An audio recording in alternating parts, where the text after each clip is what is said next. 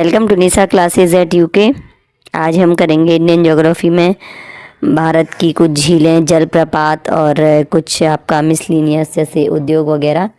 और लगभग इंडिया हमने कंप्लीट कर दिया है। ठीक है, इसके बाद कुछ संस्कृति वाला पार्ट हम करेंगे और इंडिया हमारी कंप्लीट हो जाएगी। इसके बाद हम पॉलिटी स्टार्ट करेंगे। तो पहला क्वेश्चन देख लेते हैं। और इस प्रकार हमारे भारत के लगभग 200 से 250 क्वेश्चन, सॉरी ज्योग्राफी के 200 से 250 क्वेश्चन हम कंप्लीट करेंगे। इससे पहले ही मैंने आपको कुछ क्वेश्चन कराए थे, अगर आप प्लेलिस्ट में जाएंगे तो इन क्वेश्चन को आप देख सकते हैं। चलिए, पहला क्वेश्चन है, भारत की सबसे बड़ी तटीय झील है चिल्का झील। ठीक है, सबसे बड़ी तटीय झील भारत की कौन सी है? चिल्का झील है। चिल्का झील कैसी झील है? खारे पानी की सबसे बड़ी झील है। और कहाँ पर है आपके? ये उड़ीसा में है। तो तटीय झील सबसे बड़ी है आपकी चिल्का झील, कहाँ पे है? उड़ीसा में है। खारे पानी की भारत में सबसे बड़ी झील है। और ये कैसी झील है? एक लैगून झील है। यह चिल्का झील की संबंधित चीज है। भारत में सबसे अधिक खारे पानी की झील सांभर झील है। खारे पानी की सबसे बड़ी झील तो चिल्का है, और जिसमें सबसे अधिक खारा पानी है वो है आपकी सांभर झील, जो है आपके राजस्थान में। नेक्स्ट है, तुलबुल परियोजना किस झील पर स्थित है? तो तुलबुल परियोजना आपकी है वोलर झील पे, और ये है आपके जम्मू कश्मीर में। लोकटक झील पर एक तैरता हुआ राष्ट्रीय पार्क है, उसका नाम क्या है? केबल लामजाओ पार्क, जो तैरता हुआ राष्ट्रीय पार्क है लोकटक झील पे है। और ये कहाँ पे है? आपके मणिपुर राज्य में है। ओके, चलिए नेक्स्ट क्वेश्चन, वेलिंगटन द्वीप किस झील में है? तो वेलिंगटन द्वीप है बेम्बानद झील में, और ये कहाँ? आपके केरल राज्य में है। ठीक है, राज्य भी पूछा जा सकता है। ठीक, तो हर हम वन लाइनर कराने का मेन मोटो यही है कि आपको एक क्वेश्चन के साथ कम से कम 2 से 3 क्वेश्चन आपके तैयार हो जाते हैं। नेक्स्ट है, कलिवेली झील किस राज्य में है? तो कलिवेली झील आपके तमिलनाडु राज्य में है।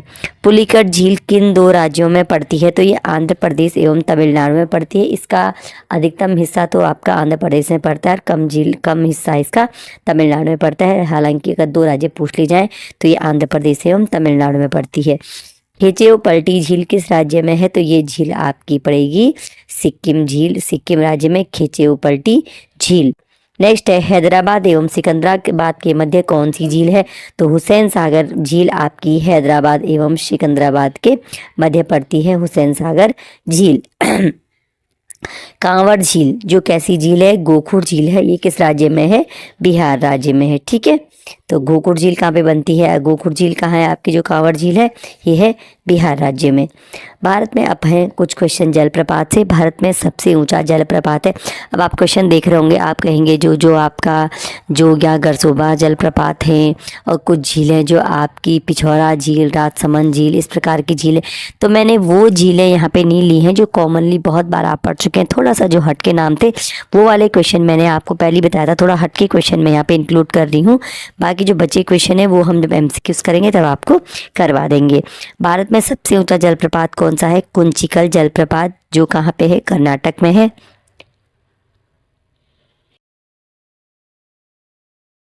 और ये वाराही नदी पे है। ठीक है, कुंचिकल जलप्रपात भारत का सबसे ऊंचा जलप्रपात कहाँ पर है? वाराही नदी पे, कर्नाटक में। बरेही पानी प्रपात किस नदी पर है? ये बुधवल गंगा नदी पे है, और ये कौन से राज्य में पड़ेगा? उड़ीसा राज्य में। कुंचिकल के बाद इसी का नंबर आता है। कावेरी नदी पर तमिलनाडु में कौन सा जलप्रपात है? तो कावेरी नदी पर तमिलनाडु में है होगेनकल जलप्रपात। भारत का सबसे चौड़ा जलप्रपात कौन सा है? चित्रकूट जलप्रपात भारत का सबसे चौड़ा जलप्रपात है। नेक्स्ट है, भारत का नियाग्रा जलप्रपात किसे कहते हैं? तो चित्रकूट जलप्रपात को भारत का नियाग्रा जलप्रपात कहते हैं। एलिफेंट जलप्रपात किस राज्य में है? तो ये है आपके मेघालय राज्य में।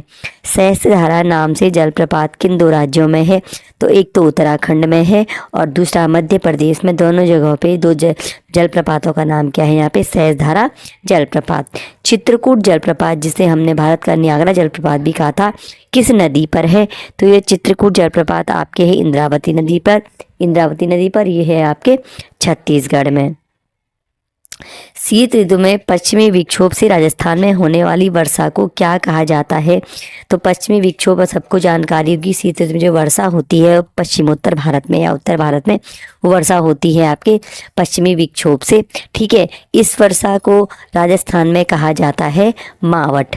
ठीक है, चलिए, ग्रीष्म ऋतु में चलने वाली तीव्र हवाएं जिनसे गरज के साथ वर्षा होती है उन्हें हम क्या कहते हैं? तो इन्हें अलग अलग नामों से जाना जाता है। जैसे नार्वेस्टर कहा जाता है पूर्वी भारत में, काल वैसाखी पश्चिम बंगाल में, चेरी ब्लॉसम कहा जाता है इन्हें कर्नाटक में, और दक्षिण भारत में इनका नाम होता है आपका आम्रवर्षा, जो आपके केरल में है। ठीक है, यहाँ पे आना था आम्रवर्षा, दक्षिण भारत में इसका नाम क्या है? आम्रवर्षा। और ये कहाँ पे मेनली कहाँ पे है इनको? ये केरल में है। ठीक, तो नार्वेस्टर पूर्वी भारत में, काल वैसाखी पश्चिम बंगाल में, चेरी ब्लॉसम कर्नाटक में, आम्रवर्षा इसे दक्षिण भारत या केरल में कहा जाता है। किनको? ग्रीष्म ऋतु में जो हवाएं चलती हैं जिनके साथ क्या होती है? वर्षा होती है। मोस्टली मई के महीने में, मध्य में ये वर्षा होती है। तमिलनाडु में जाड़े के दिनों में वर्षा होने का क्या कारण है? तो लौटता हुआ मानसून। तमिलनाडु में जो जाड़े के दिनों में वर्षा होती है वो लौटते मानसून से होती है। अगर आप भारत का ये वाला हिस्सा देखें तो जो आपका तमिलनाडु होता है ना, ये इस तरह से, तो ये तमिलनाडु कुछ इधर पड़ जाता है। जब अरब सागर की शाखा इधर से जाती है और बंगाल की खाड़ी की शाखा आपसे आपकी इस तरह से है ना, तो ये बंगाल की खाड़ी की शाखा इधर से चली जाती है। तो यहाँ पर जब दक्षिण पश्चिम मानसून आता है तमिलनाडु वाले क्षेत्र में, तो यहाँ पर बारिश नहीं कर पाता है। और जब आपका मानसून लौटता है, ठीक है, तो लौटता हुआ मानसून ऐसे आता है तो ये क्या करता है? बंगाल की खाड़ी से अपने साथ नमी ले जाता है और तमिलनाडु के तटीय क्षेत्रों में वर्षा करता है। और यहाँ पर क्या होती है? उस समय धान की खेती होती है। तो तमिलनाडु में जाड़े के दिनों में जो वर्षा होती है वो किससे होती है? लौटते हुए मानसून से होती है। अब एक शब्द आपने सुना होगा, एल नीनो। एल नीनो की उत्पत्ति किस सागर, महासागर में होती है? पूर्वी प्रशांत महासागर में। ठीक है, और ये पेरू के तट पे होती है। ठीक, तो ये एल नीनो क्या है? गर्म जलधारा होती है जिससे क्या होता है? भारत में मानसून पे विपरीत प्रभाव पड़ता है। यानी जिस साल एल नीनो की उत्पत्ति होती है भारत में मानसून कमजोर पड़ता है। और इससे उल्टी स्थिति होती है एक ला नीना की स्थिति। ला नीना की स्थिति में मानसून क्या हो जाता है? अच्छा रहता है। ठीक है, चलिए, लाल मिट्टी की उर्वरता बढ़ाने के लिए किसका प्रयोग किया जाता है? चूने का प्रयोग किया जाता है लाल मिट्टी की उर्वरता बढ़ाने के लिए। और लाल मिट्टी का रंग जो लाल होता है वो किस कारण होता है? लौह ऑक्साइड के कारण लाल मिट्टी का रंग लाल होता है। नेक्स्ट है, चाय, इलायची, काजू के लिए सर्वाधिक उपयुक्त मिट्टी कौन सी है?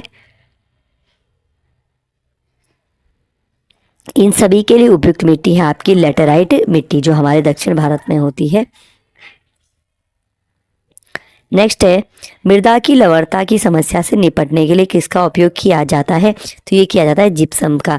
तो आपका जो मरुस्थलीय क्षेत्र है और जो हमने अत्यधिक आपका खनिज पद वो क्या कहते हैं उन्हें, आपने जो उसका प्रयोग कर लिया बहुत ज़्यादा उस उर्वरकों का जब बहुत ज़्यादा उपयोग हो गया है ना, तो उससे भी क्या गया है? भूमि में लवणता की मात्रा बढ़ गई है। तो पंजाब और हरियाणा जैसे क्षेत्रों में जिप्सम के उपयोग की सलाह दी जाती है मृदा की लवणता की समस्या से निपटने के लिए। लाल मिट्टी में कौन सा तत्व प्रचुर मात्रा में पाया जाता है? तो लाल मिट्टी में पाया जाता है सबसे अधिक लौह तत्व। और अभी बताया कि लौह ऑक्साइड की उपस्थिति के कारण इसका रंग लाल होता है। मृदा रहित कृषि को क्या कहा जाता है? तो मृदा रहित कृषि को हम कहते हैं हाइड्रोपोनिक्स, यानी जो पानी में होती है कृषि उसे हम कहते हैं हाइड्रोपोनिक्स। नेक्स्ट क्वेश्चन है, तंबाकू की पत्तियों को सुखाने की प्रक्रिया को क्या कहते हैं? तो इसे हम कहते हैं, तंबाकू की पत्तियों को सुखाने की प्रक्रिया को कहा जाता है क्यूरिंग। आर्किड स्टेट के रूप में किसे जाना जाता है? अरुणाचल प्रदेश को जानते हैं आर्किड स्टेट के रूप में। यहाँ पर आर्किड का उत्पादन बहुत ज़्यादा मात्रा में होता है। भारत में सुपारी एवं कॉफ़ी का सबसे बड़ा उत्पादक राज्य कौन सा है? तो सुपारी, कॉफ़ी तो पता था कर्नाटक, लेकिन सुपारी भी सबसे अधिक कहाँ होती है भारत में? कर्नाटक। और वैसे भी जो आपके ये मसाले वगैरह हैं तो ये कहाँ होते हैं? आपके मूलतः दक्षिण भारत में ही ज़्यादा होते हैं। नासिक किसकी पैदावार के लिए प्रसिद्ध है? तो अंगूर की पैदावार के लिए प्रसिद्ध होता है आपका नासिक। दमन गंगा परियोजना किन राज्यों की संयुक्त परियोजना है? तो गुजरात एवं दादरा एवं नगर हवेली, इनकी संयुक्त परियोजना है आपकी दमन गंगा परियोजना। और ये कौन सी नदी है? ये दमन गंगा नदी पर ही ये परियोजना है। नेक्स्ट है भारत में लौह अयस्क के उत्पादन में प्रथम 3 राज्य कौन कौन से हैं। तो लौह अयस्क के उत्पादन में भारत के 3 राज्य हैं, सबसे पहले उड़ीसा, उसके बाद छत्तीसगढ़, उसके बाद आपका कर्नाटक। अब सिंपल क्वेश्चन नहीं पूछा जाता है ना कि प्रथम स्थान किसका है। अब जो मोस्टली क्वेश्चन होते हैं इसी टाइप में पूछे जाते हैं कि नंबरिंग लगाने के लिए, एक क्रम लगाने के लिए पूछे जाते हैं। तो इस प्रकार के क्वेश्चन आप एग्जाम में जरूर पढ़ के जाइएगा। भारत में अभ्रक का उत्पादन सर्वाधिक कहाँ पर होता है। तो सर्वाधिक अभ्रक होता है आपका आंध्र प्रदेश में। राजस्थान में देगाना में किस खनिज के भंडार है। तो टंगस्टन के भंडार राजस्थान में है, देगाना में। ठीक है। नेक्स्ट है भारत के शीर्ष खनिज उत्पादक राज्य क्रमशः हैं। तो भारत के शीर्ष खनिज उत्पादक राज्य है सबसे पहले आपका उड़ीसा, फिर नंबर 1 पे, फिर राजस्थान, फिर आंध्र प्रदेश, फिर छत्तीसगढ़ और झारखंड। तो भारत में खनिज उत्पादक के मामले में सबसे आगे कौन सा है आपका, उड़ीसा है।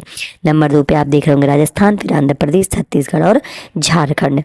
भारत में रेशम उत्पादन में प्रथम 2 राज्य कौन है। तो सबसे अधिक रेशम का उत्पादन होता है कर्नाटक, उसके बाद होता है आंध्र प्रदेश। और भारत में चारों टाइप की आपकी जो रेशम होती है उसका उत्पादन होता है, मलबरी, टसर, इरी और मूंगा का। अंतर्राष्ट्रीय जूट संगठन का मुख्यालय कहाँ पर है। तो ये है आपके ढाका में। ठीक है। और सेल की स्थापना कब की गई थी। जो आपका steel authority of India limited, उसकी स्थापना की जाती है 1973 में।